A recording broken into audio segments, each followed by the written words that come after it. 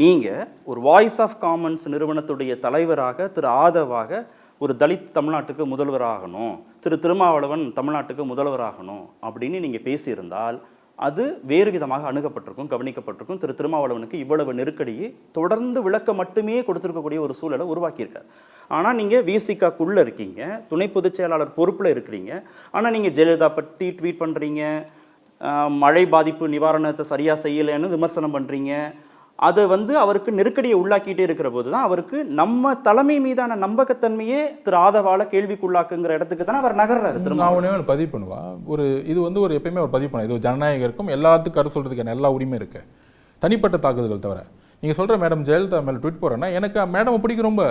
2016 ஒரே தலைமை, நான் எலெக்ஷன்ல ஒர்க் பண்ணி பார்த்துருக்கேன். நான் அம்மா எப்படி ஒர்க் பண்ணிருக்காங்க நான் பார்த்துருக்கேன். யாருமே நிற்காம ஒரு சிம்பிள் 234 தொகுதி நிற்க வச்சு நாங்கள் ஒரு பெரிய கேம்பெயின் பண்ணிட்டு இருந்தோம். ஆனால் அதை பிரேக் பண்ணி தனியாக நிற்க வச்ச ஒரு வரலாறு எனக்கு பிரமிக்க வச்சுச்சு.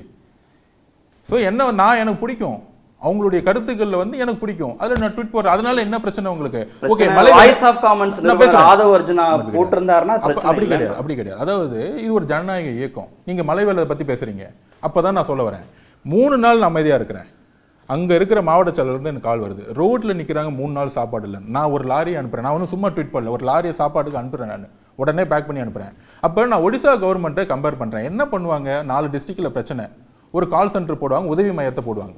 இப்போ நீங்கள் அரிசியை ஒரு லாரி அனுப்புகிறேன்னு நினச்சிக்கோங்க, அந்த கால் சென்டர் ஃபோன் பண்ணி லாரி அனுப்பிச்சிட்டா போதும். அந்தந்த இடத்துக்கு எங்கே தேவை இருக்கோ, எங்கே ஒன்று இருக்கோ அது கவர்மெண்ட் கனெக்ட் பண்ணும்.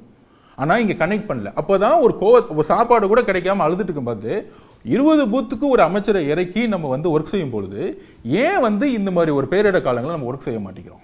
ஒரு 20 அமைச்சரை தூக்கி 50 ஊராட்சிக்கு நீங்கள் பார்த்துக்கோங்க அப்படின்னு ஒரு மெக்கானிசத்தை பண்ணியிருக்கலாமே.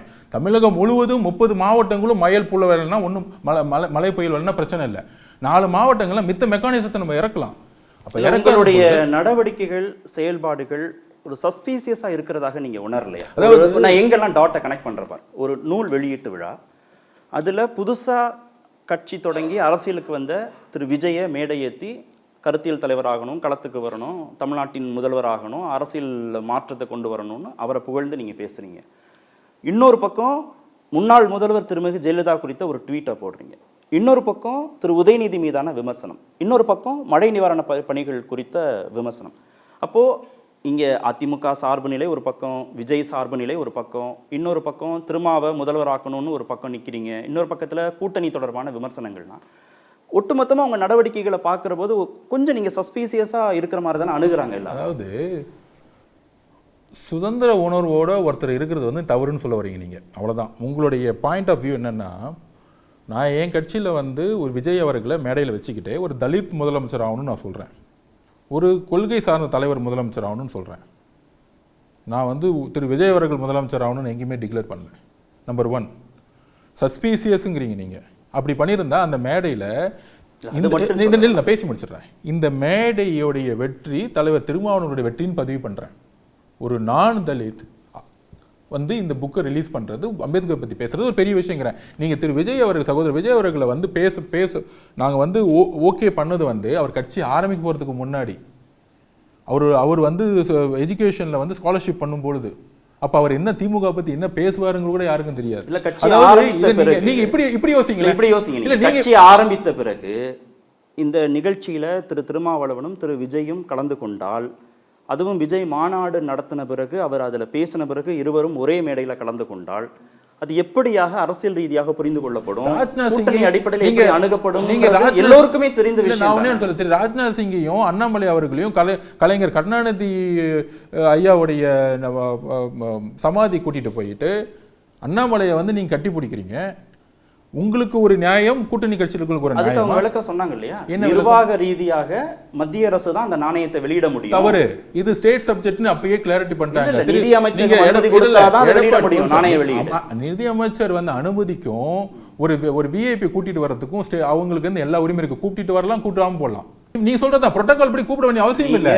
ஒரு கலைஞர் நூல் வெளியீட்டு விழாவுக்கு நீங்க பாஜக தரப்புல இருந்து வர்றாங்க அப்படின்னா நீங்க சொல்ற கேள்வியை அவங்கள்ட்ட நம்ம முன்வைக்க முடியும். எந்த விழா, ஒரு நாணய வெளியீட்டு விழாங்கிறது மத்திய அரசு அனுமதியோடு நடக்கணும்ன்றதுனால மத்திய அரசு பிரதிநிதி பங்கேற்றார்கள்.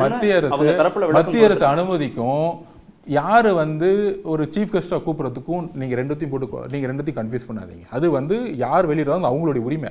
இல்லை, நாணயம் வந்து மத்திய அரசு தானே வெளியிடும். மத்திய அரசு பர்மிஷன் கொடுக்குறது, அவங்களுக்கு அத்தாரிட்டி கிடையாது. நீங்கள் இவங்களை தான் சீஃப் கெஸ்ட்டாக போகணுங்கிற அத்தாரிட்டி கிடையாது. நீங்கள் யாரை வேணால் கூப்பிடலாம்.